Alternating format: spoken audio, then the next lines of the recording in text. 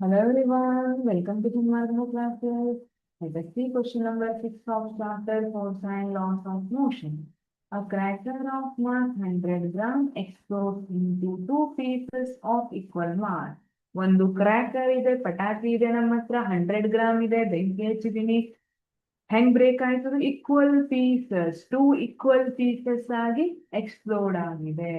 Show that ನಮ್ಮ ಹತ್ರ cracker ಇದೆ, ಒಂದು ಟೂ ಈಕ್ವಲ್ ಪೀಸಸ್ ಆಗಿ ಇದು ಕ್ರ್ಯಾಕ್ ಆಗಿದೆ, ಎಕ್ಸ್ಪ್ಲೋಡ್ ಆಗಿದೆ. Show that these two pieces of the cracker fly in opposite direction.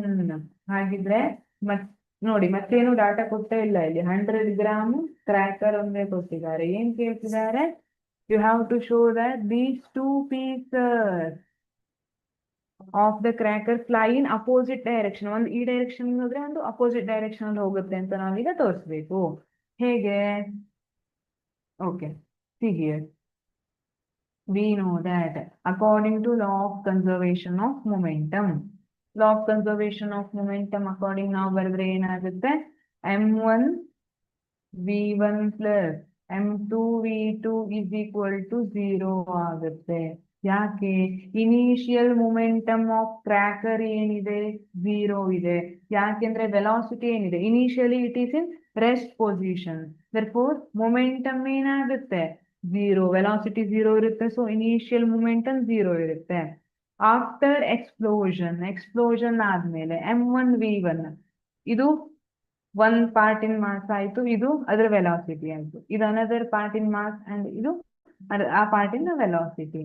ಹಾಗಿದ್ರೆ ಈಗ m1 v1 is equal to minus m2 v2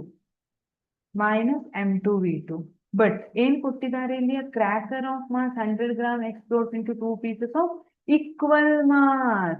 so m1 is equal to ಎಷ್ಟು? 50 gram.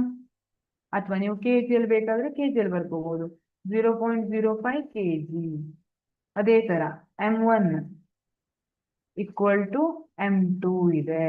So I can write it as 0.05 into v1 is equal to 0.05 into v2 minus 0.05 into v2. 0.05 cancel ಆಯ್ತು. So v1 equal to ಏನಾಗ್ತಾ ಇದೆ? Minus v2. ಇದೇನನ್ನ indicate ಮಾಡ್ತಾ ಇದೆ? ಒಂದು one direction ಅಲ್ಲಿ ಹೋದ್ರೆ, ಇನ್ನೊಂದು ಹೋದ್ರೆ ಅಪೋಸಿಟ್ ಡೈರೆಕ್ಷನ್ ಅಲ್ಲಿ ಹೋಗ್ತಾ ಇದೆ. ಈ ನೆಗೆಟಿವ್ ಸೈನ್ ಅನ್ನೋದು ಅಪೋಸಿಟ್ ಡೈರೆಕ್ಷನ್ ಅನ್ನ ಇಂಡಿಕೇಟ್ ಮಾಡ್ತಾ ಇದೆ. Thank you.